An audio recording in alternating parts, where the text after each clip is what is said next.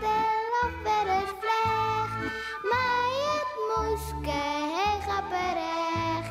Wist ik even net wat ik zeg. De roen een beer op Skiermoen zeg. Beer boeloe, boeloe de beer. Wat oh wat, beleven we deze keer.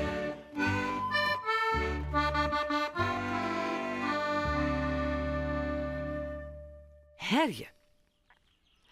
Het is simmer. Lekker waar. En Biboelo wil even lekker in de thuis zitten met een boek en een glas ranje. Miauw, heerlijk ja. Dit simmerske waar. Oh, we kunnen hele dag wel boeten omheen je. Miauw. Zei Jannie. Ja, wees. Lekker, hè? Die warme zinnen, zo. Hij gaat onder een strukje zitten, maar zijn holle op een kessen. Oh, zo. Dit is het wiere leven. Hé? Hij komt weer oranje. Wat is dat nou? Wat is dat nou voor een herrie? Dit is Sky Radio 101 FM. Nou, ik krijg nou een keer even lekker in de zinnen zitten, zo. Wat flauw. Maar dan is het weer stil. Nou, En Biboelo hing het wel lekker achterover in zijn kessen. nou, gelukkig. Ze had zeker betocht dat het voor een beerfjesten te druk kon hol is. Die muziek. Het dwarret liek was maar even en... Hé, verdorie.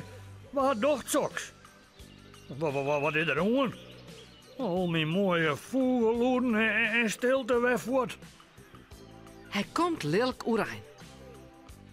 Het zijn wel weer bekekels in die wijze. Er is ik altijd wat zo'n Hendrikus een boekje verkocht had. Wacht je, ik ren erheen en ik zal het zo zeggen. Ja, dat zal ik. Biboelo had gelijk. Bij kekeltje die staan de dwarren en de ruten iepen en de radio aan. Het is een leven als een oordeel. Nou, zie wel wat een herrie. Het is altijd hetzelfde. Ik zal het ze zeggen. Nou ja, ik bedoel, ik zal eerst Sipke opheljen. Die moet mij maar even helpen, ja? Maar als er bij Sipke zijn wijn komt... Muziek in de drill. Mark Stallingen. Goedemorgen, de eerste muziek komt van Joost Nuissel. Nou, Sipke had ik al een radio aan. Maar hoe? Maar wat moet ik dan nou doen? Ik doe het alleen een netje een kekeltje te zitten, ja? En Sipke vindt het zeker ook al een keer prachtig. Tja, wat maakt er nou, hè? Die Biboelo. Nou, mooi in alle gevallen maar wezen. Oh. Oh.